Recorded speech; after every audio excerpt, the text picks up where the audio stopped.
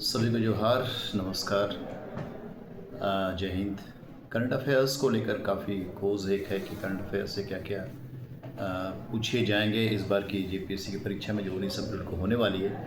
तो कुछ important topic है जो मैं आपको बताता हूँ, जिससे कि मुझे लगता है कि आपकी परीक्षा में प्रश्न पूछे जाएंगे।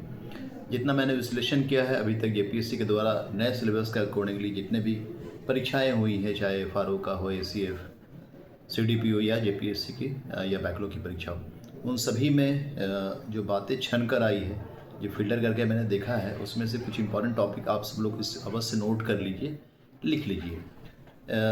एक तो है कि सम्मेलन, कौन सा सम्मेलन कहाँ हो रहा है या अंतर्राष्ट्रीय संगठन है उसके बारे में प्रश्न, ये 2-3 क्वेश्चन अवश्य पूछा जा रहा है तकरीबन सभी जेपीएससी की परीक्षाओं में।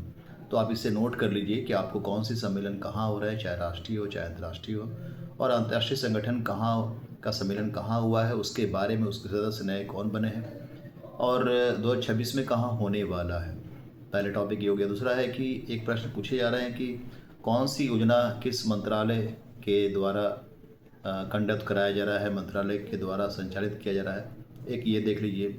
थर्ड नंबर में सैन्य अभ्यास, मिलिट्री प्रैक्टिसेस जो हो रहे हैं कि किन देशों के बीच हो रहा है, कहाँ हो रहा है, उसका क्या नाम है। नेक्स्ट टॉपिक है कि हमारे देश के प्रधानमंत्री या फिर राष्ट्रपति महोदया को जो नागरिक सम्मान, सर्वोच्च सम्मान दिया जा रहा है किसी देश के द्वारा, वो नाम जरूर देख लीजिए क्योंकि 2 क्वेश्चन इससे रिपीट किया गया था।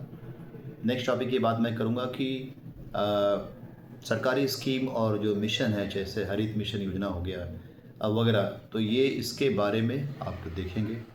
अगला जो है वो पुरस्कार से प्रश्न पूछा ही जाता है, चाहे नोबेल अवार्ड हो, चाहे ग्रैमी अवार्ड हो, या फिर भारत पद्म श्री हो, या भारत रत्न हो, राजीव गांधी खेल रत्न पुरस्कार हो, रमन मैग्सेसे अवार्ड पुरस्कार। तो पुरस्कारों से संबंधित किसको मिला है और किस क्षेत्र में मिला है, क्यों मिला है। अगला जो है वो ये है कि आप देखेंगे कि इम्पॉर्टेंट अभी हाल में 2025 में और 2026 में कई राज्यों में और केंद्र शासित प्रदेश में असेंबली, विधानसभा का चुनाव हो रहा है, तो उस पर भी नज़र रखना है, कहाँ हुआ है, किन किन राज्यों में हुआ है, वहाँ की स्थिति क्या रही, ये ध्यान रखेंगे। चुनाव की बात अगर हम लोग कहेंगे तो एसआईआर काफ़ी चर्चा में रहा है इस बार, तो एसआईआर से प्रश्न तो पूछना ही चाहिए आप लोगों का। एंड कुछ आर्टिकल चर्चा में रहे हैं, जैसे सुप्रीम कोर्ट के ने राष्ट्रपति के पास भेजा कुछ चीज़ों के, राष्ट्रपति किन प्रश्नों को पूछ सकते हैं, तो क्या आर्टिकल है उससे आप नोट करते चलिए। जैसे आर्टिकल आपका 133 हो जाएगा, आर्टिकल 141 है, आर्टिकल 142, आर्टिकल 145 का क्लाउज 3 है, आर्टिकल 300 है, आर्टिकल 361, आर्टिकल 200, 201 एंड 145। ये कुछ इंपॉर्टेंट आर्टिकल मैंने आपको कहा जो हाल में चर्चा में रहा है। इसके अलावा भी आर्टिकल अगर आप देखते हैं तो नगर पालिका संबंधित जितने भी अनुच्छेद है उसे देख लीजिए, पंचायती राज के जो इम्पोर्टेंट आर्टिकल्स है उसको देख लीजिएगा। तो ये इलेक्शन से रिलेटेड कुछ टर्म्स थे। इसके अलावा सूचकांक से प्रश्न पूछे जाते हैं, चाहे वो सूचकांक नीति आयोग के द्वारा जारी किया गया हो, या फिर HDI का हो, या MPI का, किसी का भी सूचकांक होगा, या स्वच्छ सूचकांक हो, वो सब के बारे में तो वो जरूर देख लीजिए किसका स्थान क्या रहा है, कौन सा राज्य क्या किया है।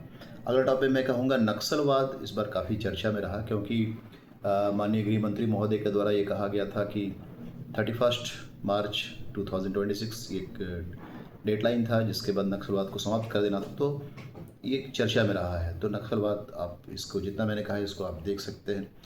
एंड ऑपरेशन सिंदूर ऑपरेशन सिंदूर से प्रश्न तो मुझे लगता है पूछना ही चाहिए। ऑपरेशन सिंदूर के बारे में डिटेल्स में पढ़ लीजिएगा, डिक्वायर सिस्टम क्या है, एंटी डिफेंस सिस्टम क्या है, ऑपरेशन सिंदूर में किन नदी के जल के बंटवारे की बात की गई, सिंधु नदी पर जल समझौता हुआ था उस पर क्या निर्णय लिया गया भारत सरकार के द्वारा। तो ऑपरेशन सिंदूर और 2 महिलाएं काफ़ी चर्चित थी, उनके बारे में भी देखेंगे। जाति जनगणना जो कास्ट सेंसस है वो आप देख लीजिएगा। कुछ नई श्रम संहिता, new labour code, 3 new labour code आए हैं, जैसे IPC, CRPC and Indian dependence act के यहाँ पर 3 नए जो कानून बनाए गए थे, BNS, BNSS एंड BSA, उसी प्रकार 3 लेबर कोड भी आया है, उसे भी आप नाम एटलीस्ट देख लीजिएगा।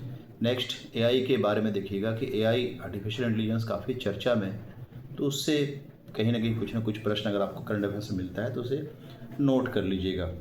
भारत के विकास पर वर्ल्ड बैंक का रिपोर्ट क्या कहता है वो देखिएगा। डिजिटल सेंसस 2027 ये है।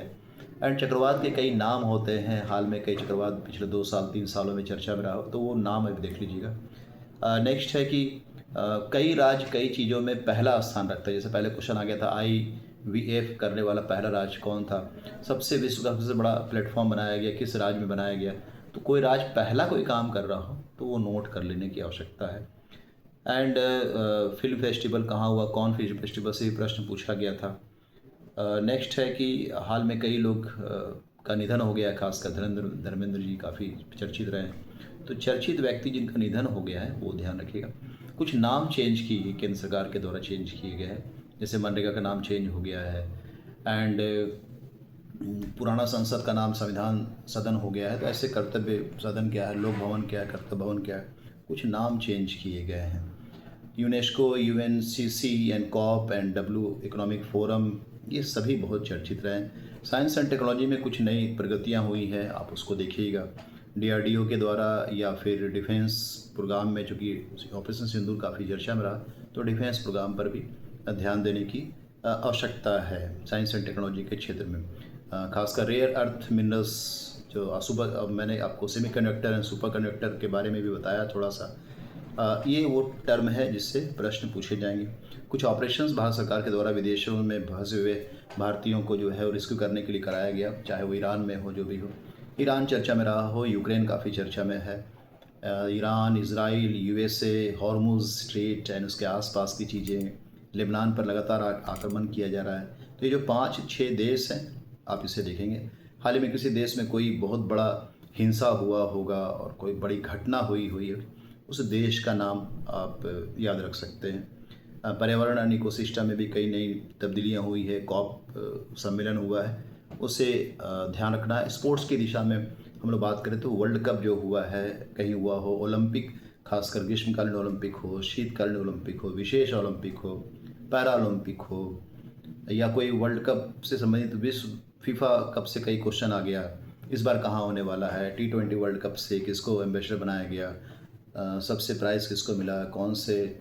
तो वर्ल्ड कप कहाँ हो रहा है, क्रिकेट का हो, हॉकी का हो, फुटबॉल का हो, लॉन टेनिस से संबंधित बातें हों, कोई बड़ा इवेंट हो जाए, ठीक है, एशियन गेम्स हो जाए एंड सैफ गेम्स हो जाए, तो ये सभी पर भी आपको नज़र रखने की आवश्यकता है। तो इतने मुझे लगता है कि 18-20 टॉपिक मैंने आपको बताया है, अभी इसको देखिएगा। इसको लेकर मैं जल्द ही 100 प्रश्न आपके सामने लेकर आऊँगा, जो बेहतरीन अनमोल प्रश्न होंगे, जैसा मैं करता हूँ।